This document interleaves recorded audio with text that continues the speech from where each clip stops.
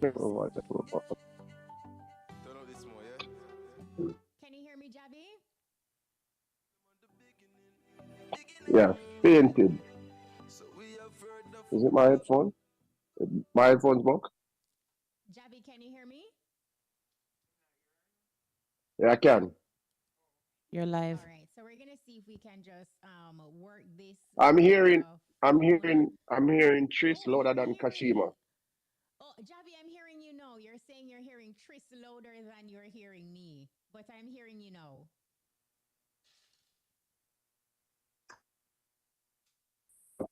Let's see if we Javi, can can make you it hear work. me?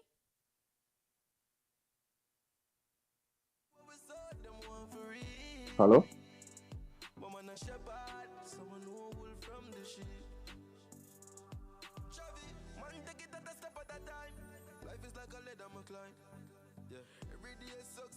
Yeah. Mute the camera. Can you hear me now, Javi? Yeah, but let me see if I can um get a better connection a All little right. bit. Hold on. I am actually Hold on, hearing hold on, Javi, hold on, hold so on. I'm hearing you, Javi. Hold Can you hear me?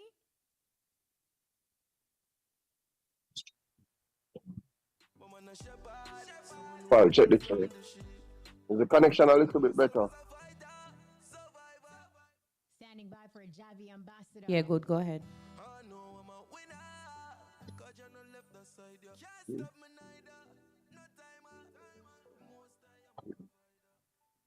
How about now? Can you hear me now, Javi? All right. So we're going to ask Tris and the tech team to give me a signal when we Hello? are ready to go.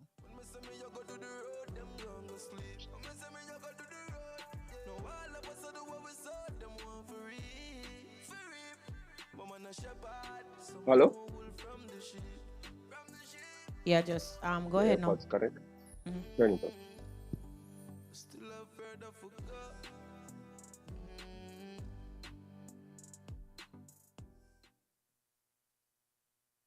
Javi Ambassador, can you hear me?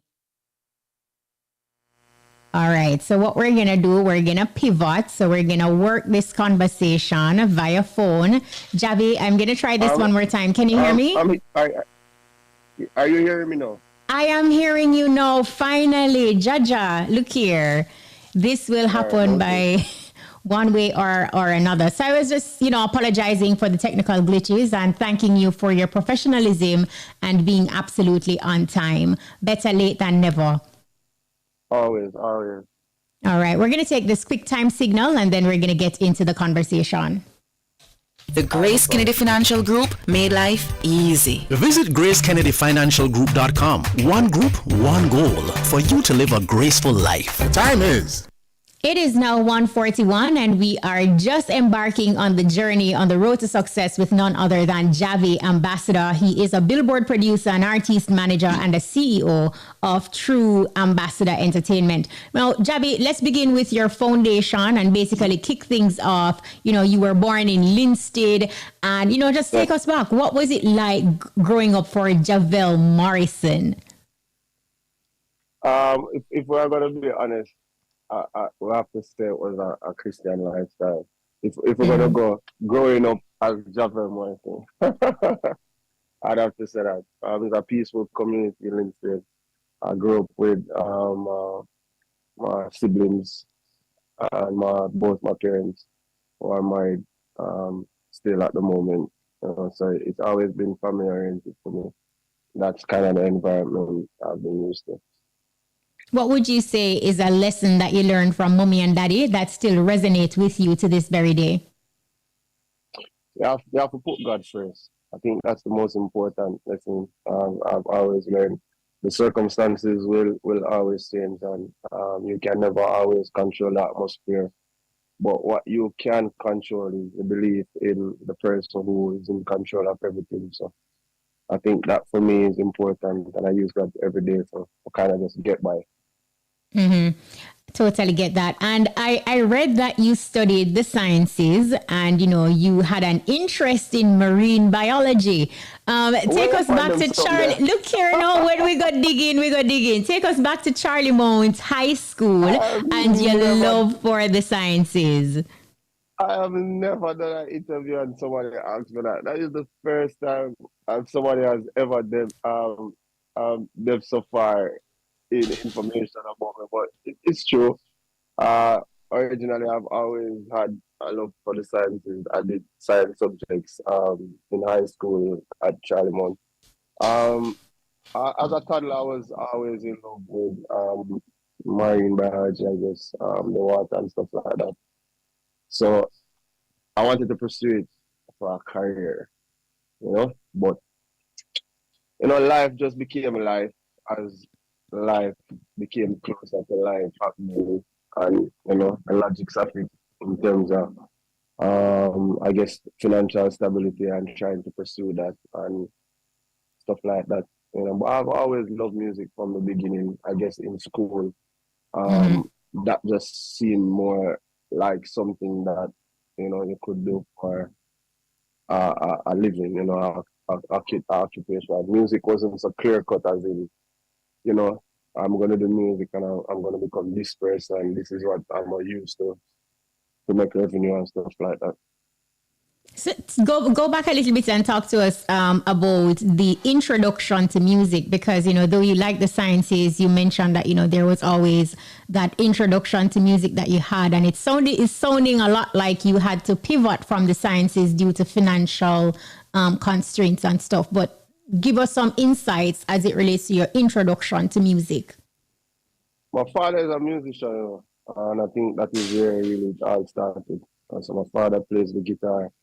So I was raised in music. My father would play the guitar morning, noon, and night. He played the radio. We would go to church. He would play at church, and that is kind of how I got introduced to music. And I think for me, it was kind of probably the emotion that it evoked among others. You seem in control as a musician. It's like you almost can lead. It's like where you bring the music is where the people will follow. So that was it for me. I always thought I wanted to be a leader when I was young. I always wanted to lead. So Mm-hmm. music was that leadership tool for me. I guess if we make the music aggressive, then people respond aggressively. If you make it emotionally, then they evoke a sense of sadness. I just used it as a tool. Did your parents supported your mission to pursue the arts, and tell us about how you got enrolled into the Edna Manley College for the Visual and Performing Arts? My parents usually always support everything that I do, but I don't think it was like the ultimate decision for them to say, um, take up music seriously and give it 100. And but they always believe that if you're doing something and you love it, then you should always put your best foot forward.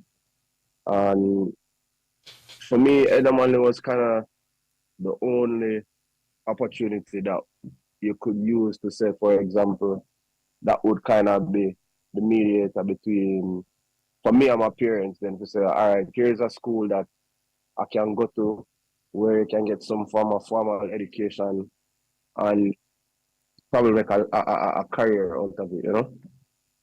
Mm-hmm. But do you regret not completing your time at Edna, or you had to do what you had to do? What happened?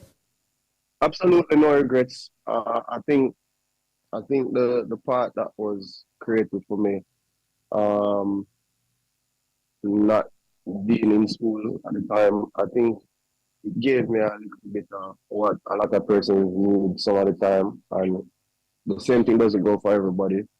But I kind of had to deal with life like right out the block, you know. And I think that matured me quickly. I was able to kind of just navigate my way through life and different personalities with people in the industry and stuff like that. I never wanted to disappoint my parents. I said all the time that Mm-hmm. was my greatest push. So after dropping out at Edna Manley because of the same financial thing, I couldn't go back to my parents them now and say, yo, boy, it never worked out, you know. I just felt like I had to, you know, keep going. So even when I dropped out of school, my parents didn't know. I was still sleeping on the halls of the campus in the kitchen. My mom have Oh, like wow.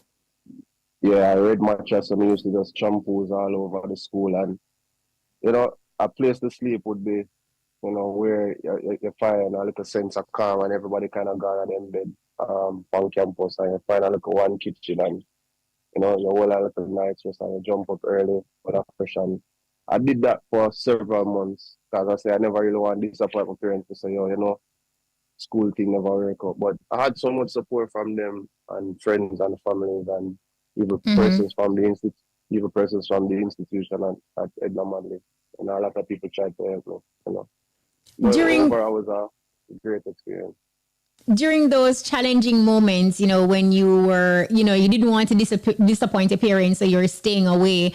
Were you actively pursuing music then as a producer? Did you have any direction in terms of where your life was going, or you just kind of felt like a disappointment in that moment? No, visionary is always how I like to speak for me. I always tell people that one of the things that can help you a lot in life is just having dreams and visions and trying to put like goals into perspective for your life. And no matter how it might seem scary or how it might look like it's something that you can achieve, as long as you wake up and you find some way to try to pursue it, I think you'll figure it out. So that was what it was for me at the moment. It never feel like a disappointment to me because I Mm-hmm. was like, I have to figure this out somewhere or the other, and I just stayed in the environment of music, and I tried to do what I could do to survive. So whether it was playing at some little gigs or trying to write music for somebody or concert, line night, set up, eh, dinner, wedding, banquet. Mm-hmm. You found I just, means. yeah, I just actively stayed in the atmosphere of music each and every day. I just tried and I tried and I tried and I tried and I tried until, I finally got a breakthrough in terms of traveling as a musician. A couple of friends from Edna we formed a band at the time and, you know, introduced ourselves to some artists and, we got the opportunity to travel like on the Europe and some Caribbean islands and I played on the band as a keyboard player for quite a number of years. So, that was a breakthrough for me, and that was kind of accomplishment to, bring back to my parents and I say, oh, mommy, I got France tomorrow, or mommy, I got Paris, but France and Paris are the same thing. Yeah. Uh, Yeah. But oh wow, you know, that is really awesome. And I love this lesson of determination and stick to itiveness, like that you basically showcase there. So how did you make that transition from being a part of a band, playing as a keyboardist, and here it is, you could have gotten caught up with this lifestyle, but you didn't. It's almost like you wanted more for yourself. What was that driving force that pushed you to the limit to say pursue something else, even though life had gotten better? if you're afraid for fail, then you won't try. I think most people probably say it Mm-hmm. best. So for me, it was always trying something. So there were actual disappointments in being a musician. It's a story for another day. But at the point where it kind of broke apart, which was disappointing for me, I felt like I, I couldn't give up at that point. But also, I think it was one of the best moments in my life when